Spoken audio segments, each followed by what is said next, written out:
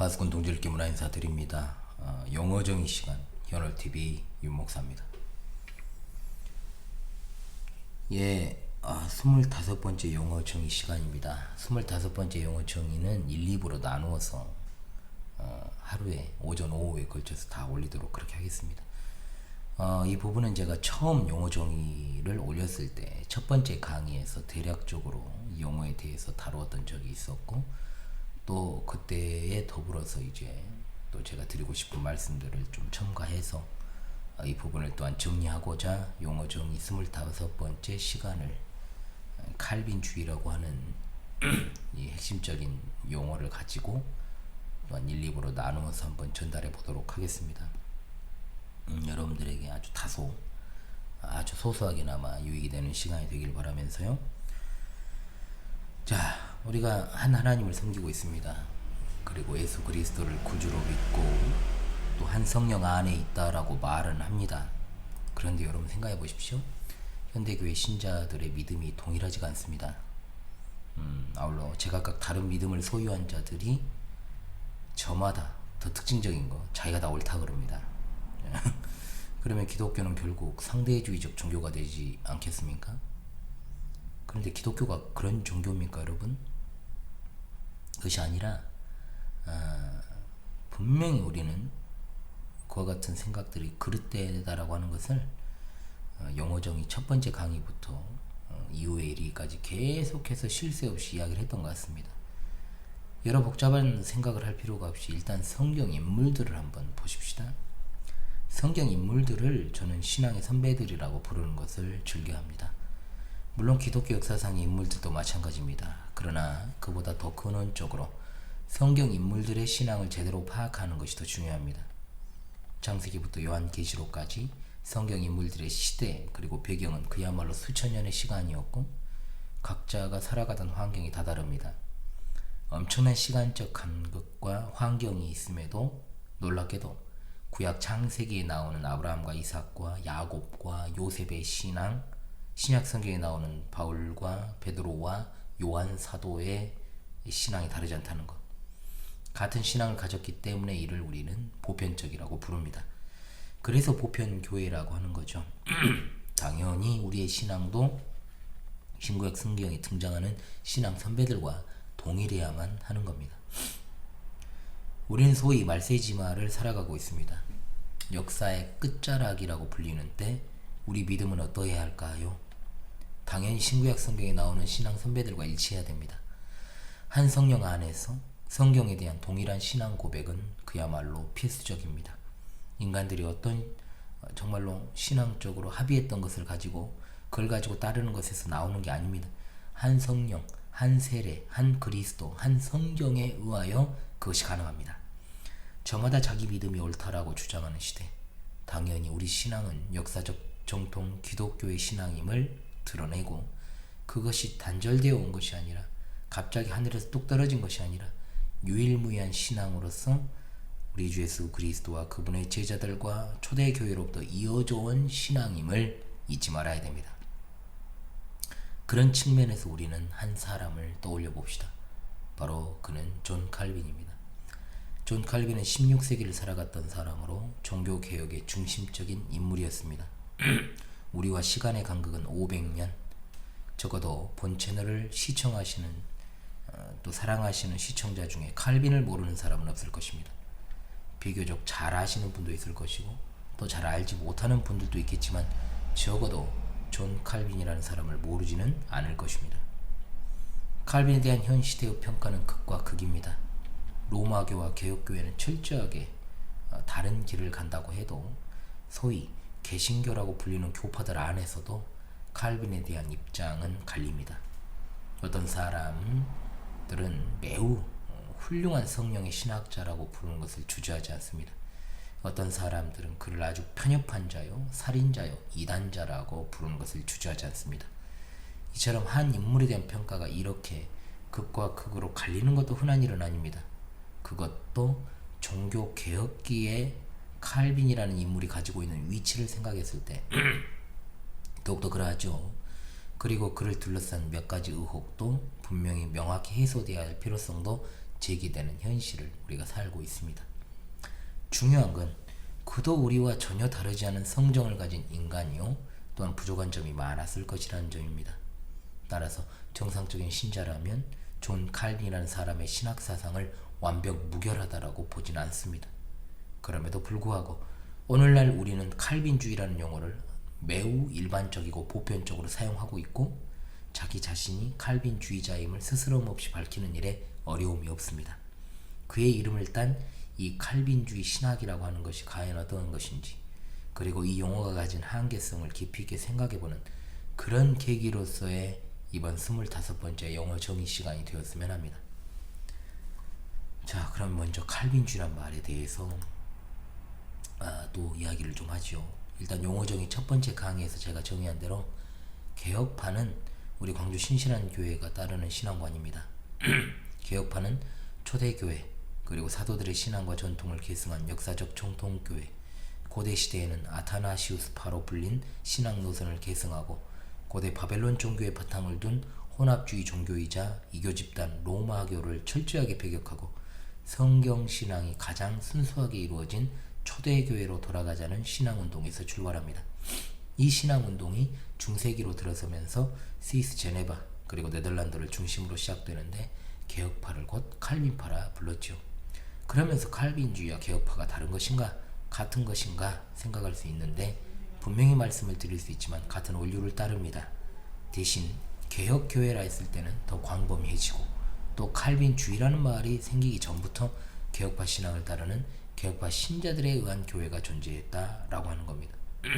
칼빈주의라는 말은 칼빈을 따르는 사람들이 만든 용어가 아니라 루터파에서 자신들과 칼빈파를 구분하기 위해 사용하기 시작한 용어라는 것도 말씀을 드렸죠. 루터파와는 종교개혁 당시에 주로 성례전과 관련해서 극한 대립을 했고, 루터파는 개혁파의 유아 세력까지도 비판했으므로 칼빈주의라는 말이 급속도로 사용된 건 루터파가 자신들과 구분하기 위해 만든 용어다라고 하는 사실을 알 수 있습니다. 칼빈주의라는 말은 칼빈이라는 개인의 모든 사상을 추종하는 신학이 아닙니다. 즉 아이러니하게도 칼빈이라는 사람의 신학사상과 칼빈주의의 신학사상이 다 일치하지는 않는다는 겁니다. 그래서 저는 개혁파라는 말을 더 선호합니다만 칼빈주의를 오해하는 사람들은 칼빈 개인의 신학사상이 곧 칼빈주의라고 생각을 하죠. 심지어 교회 안에도 그렇게 생각하는 사람 많습니다. 따라서 저는 이 용어 정의를 통해서 이 부분의 용어에 대해서 이제는 우리가 좀 심각하게 고민할 때가 되었다라고 보는 겁니다.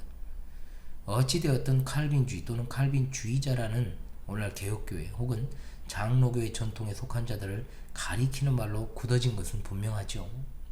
칼빈은 성경의 원리를 체계화하는 일에 있어서 너무나도 강력한 업적이 있습니다. 그럼에도 오늘날 칼빈주의 신학에 있어서 모든 내용을 다 정리한 것은 아닙니다. 왜냐? 칼빈주의 신학이라 하면 칼빈으로부터 시작된 것이 아니라 역사적 기독교회, 즉 초대교회로부터 이어져 온 것이기 때문입니다. 칼빈 이전에도 개혁전 개혁자들이 있었고 칼빈은 이들보다 체계적으로 그 신학을 정리했다라는 것에 방점을 둬야 되겠죠. 따라서 결코 칼빈주의라는 말은 칼빈이 세운 신학 체계도 아니고 또 그로 인해서 후대에 그의 이름을 가지고 창안해낸 신학 원리도 아닙니다. 그래서 참 이것이 아이러니라고 하는 겁니다.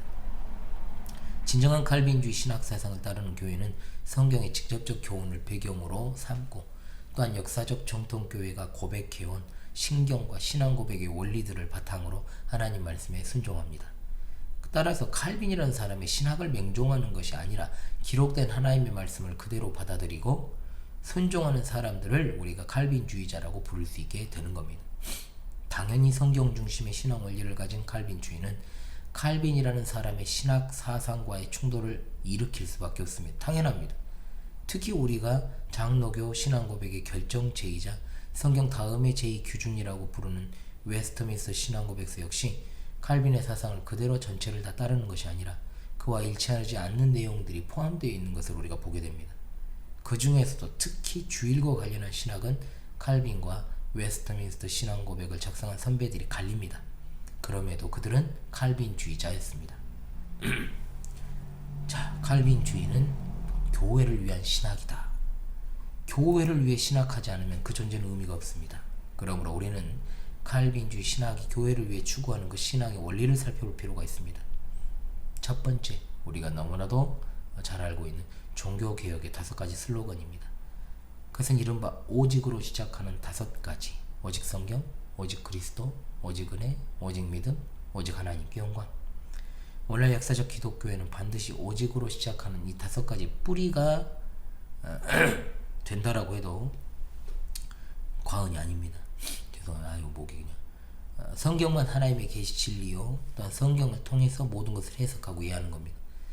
그런데 지금은 이게 거꾸로 됐죠. 성경을 통해 세상을 보고 해석하는 게 아니고 시대적 조류와 시선을 따라서 성경을 바라보는 시대가 애진작 밝았습니다.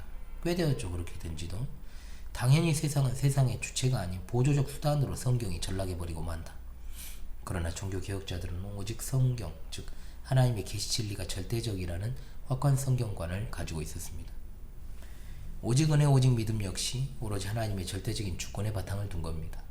하나님이 아니시면 한시라도 유지되지 않고 살아갈 수 없는, 아무것도 할 수 없는 그야말로 인간의 존재 이유가 하나님의 영광에 있다는 사실에 바탕두고 사람의 제일 되는 목적이 하나님을 영화롭게 하고 영원토록 그를 즐거워할 때 인간의 존재 의미가 있다는 것 아니겠습니까? 그리고 또 둘째로 칼빈주의가 말하는 신자의 생활 원리입니다. 3가지 중심입니다. 너무나 잘 알고 계시죠? 하나님 중심, 성경 중심, 교회 중심입니다. 너무 자주 말하니까 여러분에게 익숙하시리라 생각을 합니다. 인간의 삶 자체가 인간이 중심이 될 수 없습니다. 인간의 이성도, 인간의 경험도 그 중심이 될 수 없습니다. 역시 국가도, 이 사회도 중심이 될 수 없습니다. 즉 성도의 생활 원리라고 하는 것이 명확하게 정립된 건 역시 칼빈주의 신학입니다. 물론 이후에 설명하게 될 신칼빈주의자들이 이에 대해서 확대해서 그랬고, 그것을 실제로 적용함으로 철저한 하나님 중심에서 인간 중심으로 간 측면이 있고, 분명 우리가 실제로 해나가는 신앙생활이 교회 중심이 아니라 인간과 이성 그리고 경험 중심이라는 것도 분명한 사실입니다. 오늘 성도들이 왜 국가와 사회, 교회 가운데서 방황하고 표류를 할까요?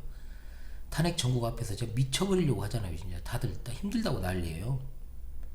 이게 명확하지 않으니까, 나는 신자로서 뭘 해야 되느냐, 이게 명확하지 않으니까 더 그러는 겁니다. 그리고 잘못 가르쳐왔기 때문에 목사들이. 그러니까 개인의 소신이 교회를 앞서버리거나 또는 교회로서 할 일과 하지 말아야 될 일을 구분을 못하고 적극성을 띠거나 또는 소극성을 띠거나 하는 방향으로 가버리는 거예요. 강단에서는 분명히 하나님 중심, 성경 중심, 교회 중심 말하는데 이상하게 현실은 교회가 세상에 나가서 세상을 변화시켜야 되는 주체가 되어버려 있다는 겁니다. 이 부분이 명확해지지 않으면 여러분은 개혁파도 아니고 칼빈주의자도 아니고 그냥 종교에는 머물 수 있다는 거 잊지 마십시오. 그리고 3번째, 칼빈주의 5대 교리라 불리는 구원론과 관련된 5가지 요목이 있습니다. 인간의 전적 부패, 무조건적 선택, 제한 속죄, 불가항적 은혜, 성도의 견인입니다. 자, 칼빈 사후 55년의 시간이라니 지나서 이것이 나왔습니다만 이것에 칼빈주의 5대 교리라는 말을 붙인 겁니다. 이 부분도 사실 애매하죠. 정확히는 도르트 신경입니다. 그럼에도 우리는 스스럼 없이 칼빈주의 5대 교리라고 부릅니다. 저도 이런 명칭으로 아주 과거에 영상을 올렸었죠. 오늘날 교계 절대 다수는 알미니안주의로 물들어 있습니다. 그럼에도 우리는 인간은 구원에 있어 절대적으로 부패하고 타락하고 무능력하다는 사실을 믿습니다. 인간이 아무것도 할 수 없기 때문에 하나님께서 구원하시는 것이요, 그것도 창세전에 택하신 자기 백성에게 그 구원의 은혜를 베풀어 주신다는 것. 이것은 인간의 행위나 공로와는 전혀 관계가 없고 오로지 하나님께서 전적인 은혜와 주권적인 의지로 이것을 시행하시는 것이요, 구원을 완성하시는 것입니다. 이것은 성경에 근거한 칼빈주의 신학의 강력한 특징이죠. 그러나 이 시대는 어떻습니까? 인간의 노력을 통해 구원받는 것이 당연한 것처럼 여겨지고 또 그것을 교회가 조장하고 있다는 것. 인간이 자기가진 의지로 인해 믿을 수 없습니다. 또 인간의 노력으로 인해 믿는 자가 더해지지도 않습니다. 오로지 창세전에 하나님께서 예정하신 하나님의 뜻에 따라서 되는 일입니다. 4번째, 칼빈주의는 참된 교회의 3가지 표지를 가지고 있습니다.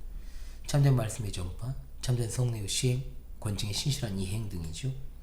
역사적 기독교의 신앙 고백 중 하나인 벨기에 신앙 고백서에서는 분명히 말합니다. 이 3가지가 없으면 참된 교회가 아니라 가교회다, 즉 거짓교회다. 최근에 교회와 공동체 어떻게 다른가 리마스터 영상을 올렸습니다만 참된 교회는 예배당을 세우고 또한 사람들을 세우고 형식을 세우고 구색을 맞춘다 해서 세워지는 게 아니고 세 가지의 표지, 즉 하나님의 말씀이 올바르게 골고루 선포되고 성례가 정당하게 집행되며 하나님의 말씀에 근거한 권징이 신실하게 이루어져야 된다. 이런 참된 교회의 표지가 어느 하나라도 결핍되어 있다면 그것은 무늬만 교회다. 그러므로 한국 교회 중 참된 교회를 찾기가 쉽지 않으므로 길 잃고 방황하는 양들이 늘어나는 것입니다. 갈수록 더. 그래서 그런 겁니다. 다른 이유가 없습니다. 자, 여기서 이제 용어정의 첫 번째 시간에 제가 하이퍼 칼빈주의에 대해서도 잠깐 언급을 했습니다. 그런데 여기서 다시 언급하는 건 그에 대별되는 신 칼빈주의를 제가 설명하기 위한 밑작업입니다. 하이퍼 칼빈주의에서 하이퍼라는 말은 과도하다, 극렬하다 라는 뜻을 가진 용어입니다. 그래서 보통 극단적 칼빈주의다 이렇게 이제 해석할 수 있습니다만 사실상 극단적 칼빈주의라는 표현보다 극단주의라고 말하는 게 맞습니다. 왜냐하면 하이퍼 칼빈주의라고 지칭할 수 있는 사람이 현실에 거의 없으니까요. 그럼에도 어떤 이런 극단적 성향을 가진 사람들을 주위에서 가끔가다 볼 수 있기 때문에 분별은 필요하다. 이들은 타락전 선택설을 전대적으로 신봉하고 믿죠. 칼빈은 타락전 선택이나 또는 타락 후 선택에 대한 명확한 입장을 밝히진 않았습니다. 물론 타락전 선택을 주장한다 해서 모두가 하이퍼 칼빈주의자는 아닙니다. 이들이 타락전 선택설을 주장하는 것 자체가 문제가 아니라 왜 타락전 선택을 따라야 했는지 배경이 중요하다는 겁니다. 하이퍼 칼빈주의는 반율법주의적 성향을 가집니다. 17세기 들어서면서 이미 역사적 기독교의 신앙이 크게 공격받아 흔들리기 시작했습니다. 그런 가운데 태도된 게 반율법주의죠. 그리고 동시에 신율법주의가 태동을 했습니다. 하이퍼 칼빈주의는 바로 전자인 반율법주의에 서 있으면서 타락전 선택설을 따른 겁니다. 하나님께서 자기 영광을 위해 사람을 창조하셨기 때문에 그 이후의 율법은 의미가 없다 이거죠. 이렇게 되면 인간의 의무와 책임 자체가 무의미해질 수밖에 없다는 겁니다. 또한 이들은 성경의 애정을 잘못 이해하죠. 이들은 애정을 극단적으로 강조하다 보니 개인 전도를 무시하거나 약화시켜버립니다. 이들은 하나님의 선택을 받은 자들에게 굳이 전도하지 않아도 그들이 예수 그리스도를 영접한다라고 주장을 합니다. 사실 하나님께서 죄인을 각성시키시고 또는 회개하게 하시고 구원으로 이끌어 주시는 건 사실입니다. 그러나 또 다른 측면에서 하나님께서 전도의 미련한 방법으로 그들을 구원하시기 기뻐하신 것도 분명한 사실이며 우리는 누가 하나님의 택하심을 받은 그리고 예정된 자인지를 알 수 없기 때문에 무차별적으로 복음을 전할 것을 우리에게 명령하신 겁니다. 하나님은 우리 전도를 통해 그들을 구원하시기를 기뻐하시므로 한 측면을 강조하다 다른 하나님의 말씀을 무시하는 것은 올바른 신앙이 될 수 없지요. 그와 같은 상황에서 등장한 신율법주의, 반율법주의에 대한 반동으로 생겨났습니다. 한마디로 복음을 이제 하나님의 새로운 언약적 요구라고 주장을 하면서 새로운 율법주의를 만들어냈다 해서 신율법주의입니다. 이때 율법이 불필요하고 하나님의 절대적 주권을 강조했다라고 하는 것이 바로 하이퍼 칼빈주의자라고 하는 거죠. 그러다 보니 이 사상은 방종주의자를 양산해냅니다. 칭의만을 극단적으로 강조하여 결국 선고만 받고 삶이 흐트러지는 결과를 낳죠. 우리가 받는 구원은 행위 구원이 아닙니다. 그러나 성화의 삶을 위한 우리의 행위가 얼마나 중요한지 이거는 더 강조하지 않아도 될 것입니다. 칭의는 성화로 이어집니다. 삭개오는 말로만 회개한 게 아닙니다. 다른 사람의 것을 토색한 일이 있다면 4배로 갚을 것이고 자신의 재산의 반을 팔아 가난한 사람을 돕겠다 했습니다. 불신자들이 열매가 없는 신자라는 자들을 인정하지 않는 것처럼 하나님께서도 마찬가지입니다. 인간이 연약하고 넘어지고 실수하고 상습적으로 습관적으로 죄를 짓는 것은 다른 일입니다. 습관적 상습범은 하나님의 백성이라 부를 수 없습니다. 하이퍼 칼빈주의자들이 아무리 자기가 올바른 신앙을 가지고 있다 해도 그들은 칼빈주의가 아니고 무늬만 교회다라고 할 수 있는 것이죠. 자, 그 다음 신칼빈주의입니다. 사실 이 강의가 일부의 핵심입니다. 아브라함 카이프의 신학 체계에 따른 칼빈주의를 일반적으로 우리가 신칼빈주의라고 부릅니다. 그러나 이것을 딱히 아브라함 카이프가 새롭게 만들었다고 주장할 수 없는 건 이런 경향성이 그의 시대 이전에도 있었기 때문에 그렇습니다. 또한 신칼빈주의라 부르는 입장에도 여러 견해로 나뉘고 또 단편적으로 이해하기 어려운 측면이 많습니다. 그럼에도 일반적으로 신칼빈주의의 시초는 아브라함 카이프로 보는 것이 맞고 그 이후 전개되는 신칼빈주적 경향도 카이퍼의 영향 아래에 있는 것은 분명하므로 그의 신학 사상을 아는 것이 중요하겠죠. 기본적으로 조금은 알고 있어야 한다는 겁니다. 우리 성도들도. 그러면 나는 신칼빈주의자였구나 라는 것을 알게 된다는 거죠. 일단 카이퍼는 이 세상의 모든 것이 전체적으로 하나님의 주권 아래 놓여 있는 것에 방점을 뒀습니다. 이 땅에서 하나님의 뜻과 기독교 세계를 건설하는 일에 많은 관심을 기울였죠. 그러다 보니 우리에게 굉장히 익숙한 일반은총, 그리고 하나님의 영역주권이라는 말, 이것은 온 세상에 대한 하나님의 절대 주권을 가리키는 말로 통용이 됩니다. 그러니까 일반은총과 영역주권이 신칼빈주의의 가장 큰 특징이라 볼 수 있지요. 카이퍼는 이른바 정통 칼빈주의와 비교하면 그 신학의 폭이 상당히 넓습니다. 정통 칼빈주의는 교회 중심의 신학을 전개합니다. 굉장히 일반적이죠. 그리고 하나님의 주권 역시 구원론에 보다 치중되어 있습니다. 이것은 도르트 신경에서 가장 잘 드러난다라고 볼 수 있습니다. 카이퍼는 하나님의 주권의 영역을 우주적 보편교회, 그리고 시대에 따른 지역교회 뿐만 아니라 국가, 세속적 사회, 영역 일반, 여기로 다 확장을 시킵니다. 즉 교회뿐만 아니라 피조세계 모든 영역에 영향을 미치고 변화시키는 세계관을 가지면서 하나님의 주권을 이해했다는 거죠. 앞서 말씀드린 영역주권이라는 개념은 모든 피조세계 각 영역에 영향을 미치는 하나님의 절대 주권입니다.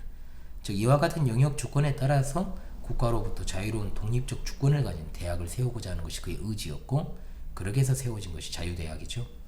그가 자유대학 개교연설에서 영역주권을 강의한 것만 봐도 영역주권이 그의 이론에 있어서 얼마나 중요한 것인지를 알게 되는 겁니다.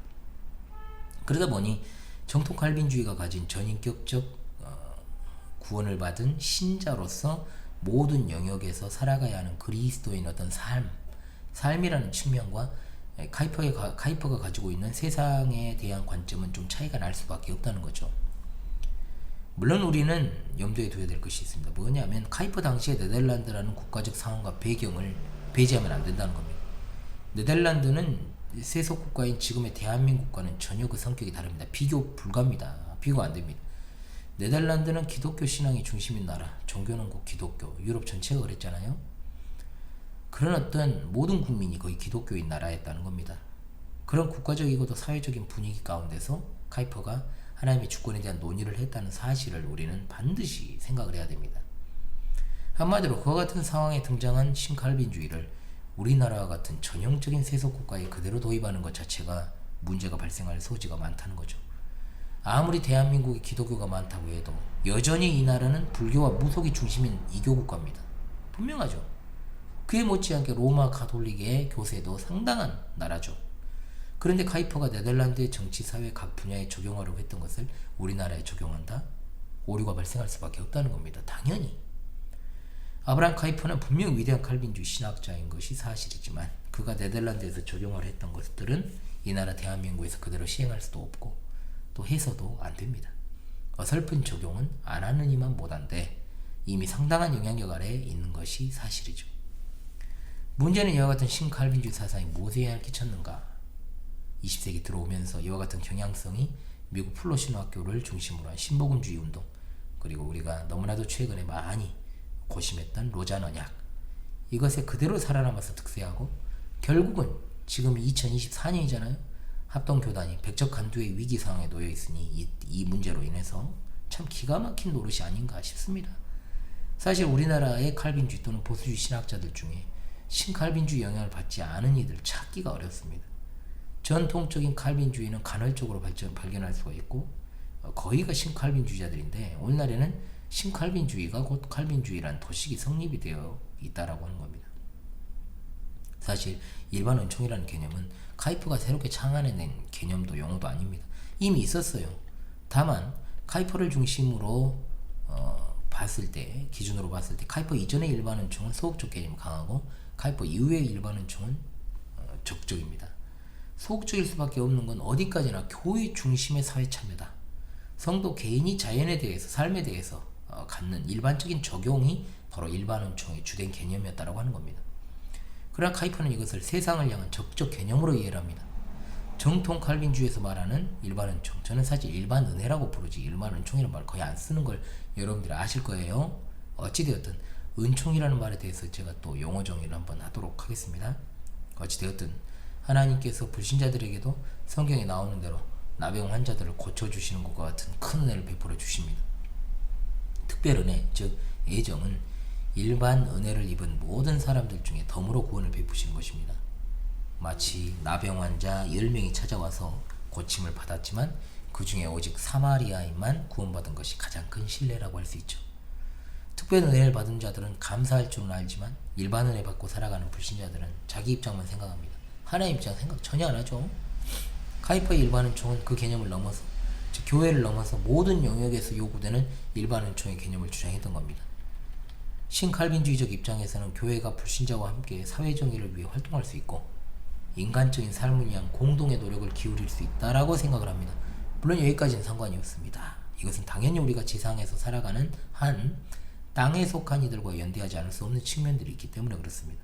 그러나 이것이 성도들이 불신자들과 더불어 이 세상을 살아갈 때 정치나 경제나 사회나 문화 각 영역에서 적극적으로 참여를 하고 나름대로 그 안에서 역할을 감당해야 한다라고 주장을 합니다. 그럴 때 성도가 세상을 변화시킨다라고 이야기를 하죠. 한마디로 기독교가 윤리 도덕을 가지고 이 사회를 선도해야 될 책무가 있고 정치 경제적 균형을 유지하기 위해서도 책임을 다해야 되는 것이요 문화적 사명이 있다는 주장까지 나옵니다. 사실 여기까지 들으면 그냥 우리는 이것이 당연하다고 생각을 하고 신앙생활을 해왔어요. 이 세상에서의 적적인 삶의 태도뿐만 아니라 선도를 해야 된다라고 하지 않았습니까? 각자 주어진 삶과 분야에서 단순하게 사는 게 아니에요. 사명을 감당한다는 개념이 여기에 들어있다는 겁니다. 그러나 세상을 변혁시킨다는 이 개념이 결국 교회를 세속화시키는 결과를 낳았어요. 한마디로 호랑이 굴에 들어가야 호랑이 잡는다고요? 아닙니다. 호랑이 굴에 들어가면 10이면 10 잡아먹힙니다. 네덜란드 내에서도 카이퍼를 중심으로 한 신학 사상의 대양에서 나온 게 31조파였고 대표적인 인물이지 클라스 킬더입니다. 카이퍼의 어떤 사회나 문화 속에 남아있는 일반 은총으로 기독교 문화를 회복해야 된다. 이렇게 카이퍼가 주장을 했다면 스킬더는 예수 그리스도의 은혜를 통해서만 일반 은총이 가능하고 문화도 새롭게 될 수 있다고 강조를 했죠. 결국 스킬더 역시 카이퍼로부터 분리해서 캠페인을 설립을 했죠. 캠페인 신학교를. 그리고 교회와 신학교를 중심으로 한 신앙운동을 강조하는 것이 이제 바로 또 하나의 분리였습니다. 자, 그래서 우리가 이번 시간까지는 신칼빈주의적 경향에 대해서까지 이야기를 했고요.